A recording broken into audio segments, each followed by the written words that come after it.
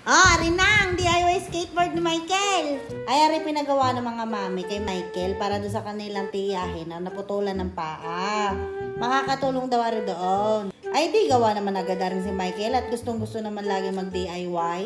Aring plywood na aming ginamit ay natira doon sa aming DIY cabinet kung inyo natatandaan. Ay, di nagsukat at saka nagputol na ulit rin si Michael. Gamit na gamit din naman ang kanyang power saw eh. Ala, mali. Circular saw pala. Tapos di ayan, nilihiyaan muna. At hindi daw pantay ang kanyang kaputol kaya ginagrinder. Ay, di pinagtag-up na yung dalawang kahoy. At napuna na ati unet. Sabi, kaliit naman yung ginagawa mo. Ay, di dinublek. Ay, kita nyo naman pagkakatibay niya, pagkakadaming tornilyo, tsaka wood glow. Ay, kulang na lang din ubusin niya yung isang pakiting iyawn. Sabi ko kay Mikey, lagi ang gulong at matisting na. Abay, agad naman siyang unang sumakay at saka tinisting. Eh, di syempre ako gipadada, syempre hindi.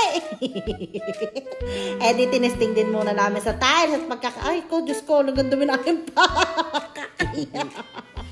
Ay, di tinisting din ni Michael sa tiles, alangan pa. Eh, syempre, hindi din padadaig ang aking mga tiyahin. Yan, o. Tita Emma muna. Tapos, ang mami ko. Ano ko daming twisting? Ay, nako! Ay, reject. At napakataas daw. Sabi, nako, ibababa mo ang gulong at hindi makagilong ng ayos. Ay, di kinalas at saka inilipat ang gulong. Nilihiyaan pa. Syempre, para magandang shape. Yan, tinisting na ulit ng inay. May papumpa. Kaya, nagbuka ka na, itakpa yung mata.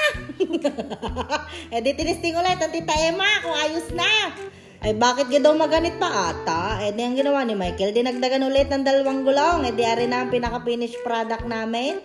Ginabi na naman sa skateboard na aray. Ayan, pagkaka-anim ng gulong, pag hindi yung gumulong ng ayos, hari na way satisfied customer ang nanay. Siya, kayo ingat lahat, baka kayo magpagulong-gulong. Kami pang masisisi. Siya, sige na, bye-bye!